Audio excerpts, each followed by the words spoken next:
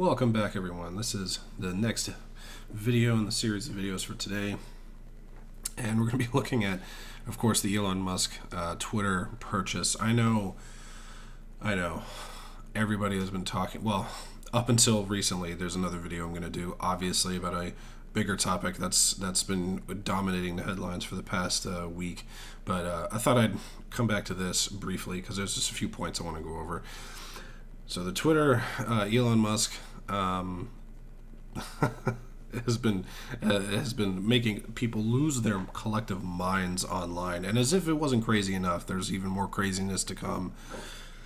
But what I am just astounded by is just the blatant hypocrisy and double standards and contradictions that are just flooding social media, the news, all over the place. People saying that this purchase is just white supremacy. He wants to take over Twitter so he can deregulate it and make it so people can just scream obscenities online forever and ever. And I'm like, no, that's what 4chan is for. Like, I mean, let's be honest.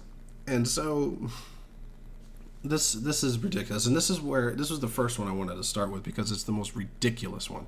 Senate Democrats, obviously this is from a couple weeks ago. Senate Democrats considering calling Elon Musk to testify on Twitter by.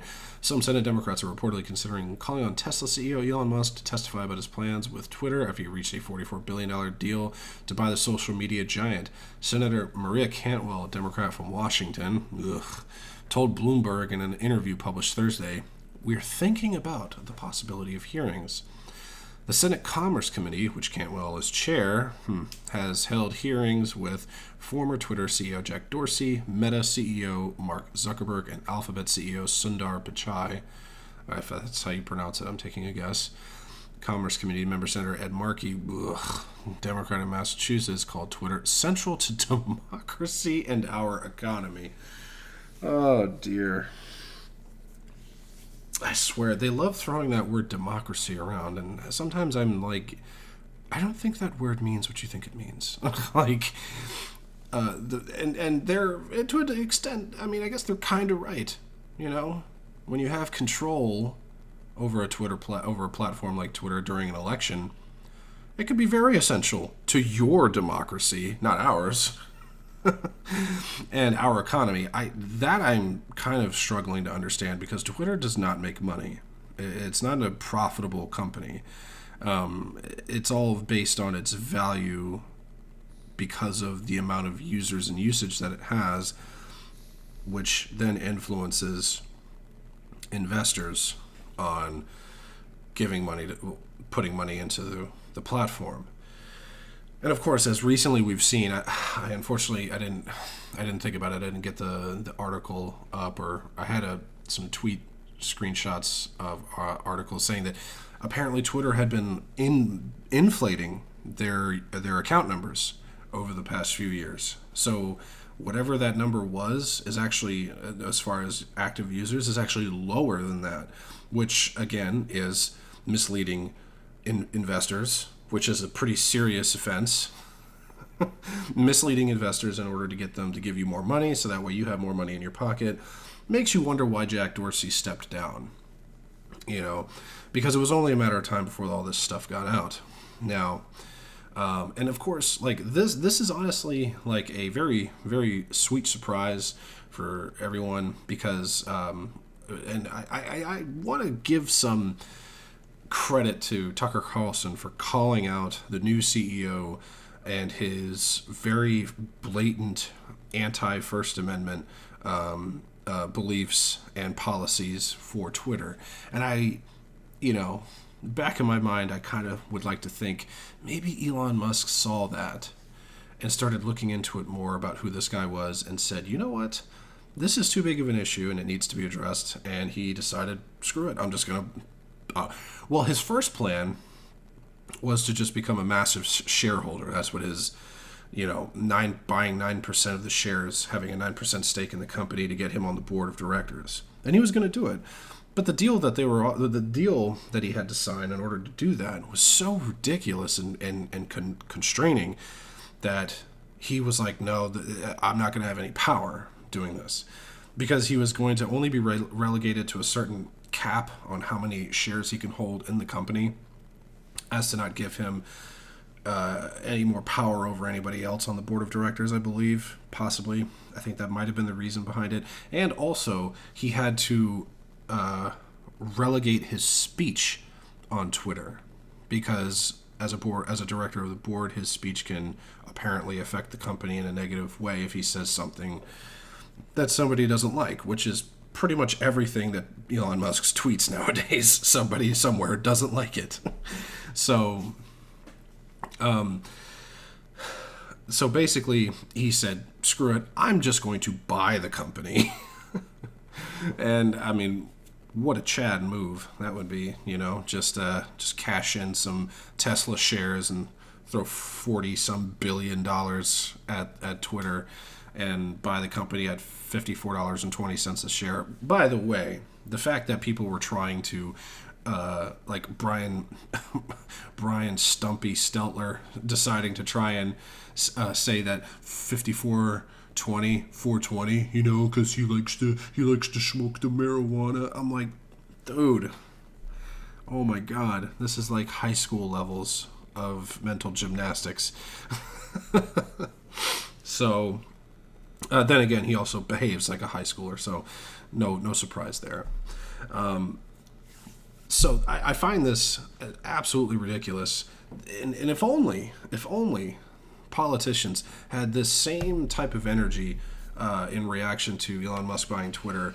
If only they had that same type of energy 5 years ago, when it was becoming evidently clear that they were actively censoring certain speech on these platforms, censoring certain accounts, banning certain accounts, shadow banning certain accounts. Like, I mean, these hearings, people rightfully criticized a lot of these hearings with these other tech CEOs. It was basically them getting, it was like, what did I say? I equated it to a teenager getting a tongue lashing from their parents after doing something bad.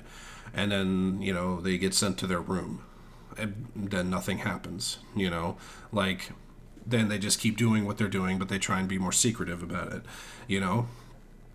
I always said that Republican senators should have done more in Congress and should have drafted a serious revision to Section 230, or maybe not even a revision, but just a new bill to I guess make an addition to the Bill of Rights, or make it, or maybe just draft a new bill that's an extension of the First Amendment that expands this free speech to the internet as it pertains to the public square. Because, obviously the Founding Fathers had no idea what the fuck the internet was going to become, or what it was going, well, not become, what it even was. I mean, come on, they had no, when they said free speech is free speech, they meant it like that in all forms. And back then it was just literary and spoken. But now, obviously, on the internet, it should be considered as literary free speech, because you are writing something and putting it out onto the internet, which is the public square. Everybody likes to point the finger at Donald Trump, and I'm like, you don't what did you want him to do? Draft an executive order? Do you have any idea what federal overreach means? I mean, that's what people mean when they say this is a private company, they can do what they want, which means the federal government can't draft an executive order that specifically targets a company or a small group of companies to force them to do something. That's called federal overreach, and that's exactly what the United States is not supposed to do, which is exactly what the Biden administration is doing, but instead helping these tech companies censor and get rid of other stuff, which I'm going to tie into here in a moment, because of the Ministry of Truth. So Donald Trump, all he could do was bring light to the issue and say, all these times he tweeted about censorship and all that other stuff, he was trying to get his senators in Congress to get off their ass and actually write a bill and get it passed, because he would sign it. He would sign it. Now, and all you needed to do was draft a bill that maybe is tied to the First Amendment that says, look, the the First Amendment and free speech pertains to the writings that people post on the internet, on social media, because it pertains to the public square and public debate, and people should be free to express these opinions without fear of censorship or punishment. So, and then that's that. But nobody wanted to do it. Nobody wanted to do it. They just wanted to have these people, bring these people in, give them a big finger waving and say bad boy, and then they go back to their room, aka Silicon Valley, and they just keep doing what they're doing, but they do it more sinisterly and or more sinister and more secretive.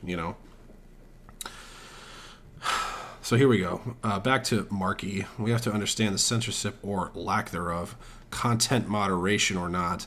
That is going to be the policy for the new order. Do you seriously openly calling for censorship? And of course they hide it all behind words like hate speech and bigotry and all that stuff. But really what it is censorship. It's censoring things that I don't like. Yeah, it's pathetic, in my opinion. And moving on to some of these golden tweets here, like Robert Reich. This is from July 7th, 2021. Trump is suing Facebook, Twitter, and Google for violating his First Amendment rights by keeping him off their platforms.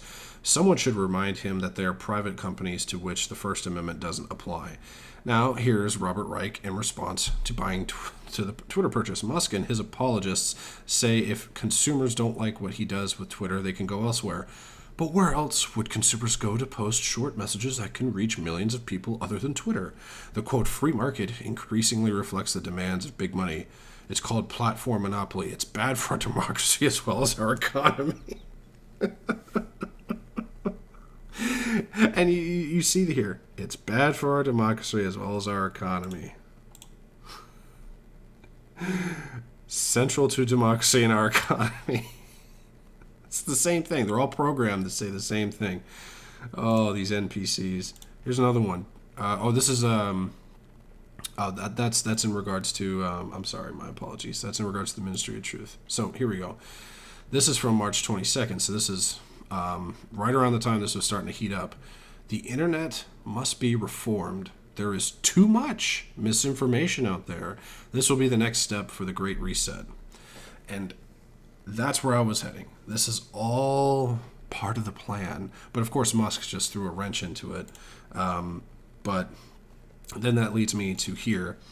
Republican members of Congress tell me that legislation is being drafted as we speak to defund the Joe Biden Ministry of Truth.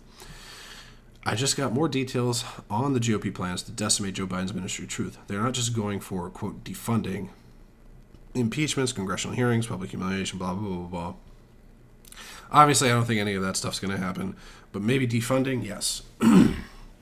Especially if they win back the House and the Senate in 2022. Now, all of this, as I was saying earlier, is part of this Ministry of Truth, this Department of Misinformation as part of Homeland Security. This is literally the government is basically actively saying that they're going to start monitoring everything that people say on these social media platforms and then work with these social media platforms to quote unquote fact check, government approved fact checkers. We can always trust those, right? Fact check against these, whatever somebody is saying online. Even if they have 3 or 4 sources saying the exact same thing, they'll have these government approved fact checkers to find one, like something somewhere that's dishonest and say, this isn't true, this is incorrect, this is false. So hearing that these like Congress wants to have hearings and all that stuff, it's all part of this new Ministry of Truth headed by that crazy, insane woman who is completely partisan on everything, and was parroting the whole Hunter Biden laptop story as Russian disinformation, which now we know is completely false. This is the person that's going to be in charge of that department, that Ministry of Truth. And, I used to think, I used to think, and this just shows how this shows how naive I used to be. I used to think that movies and books like 1984 and The Hunger Games and V for Vendetta, I always thought there's no way this would happen in America. There's just no way. People wouldn't stand for it. And the COOF, the unspecified virus from unknown origin, changed everything for me. After going through that ordeal, nothing surprises me anymore. I just shake my head and laugh, and you know, sometimes that's all you can do. So let's just hope that this goes well. Musk is able to survive the onslaught that's coming for him from people like Klaus Schwab, Hillary Clinton, George Soros, and of course the entire Democratic Party, which is in essence right now our entire federal government. So all best of luck, Elon, because you're going to need it. Hold on to your cash, buy some gold. All right, I'll see you all in the next one.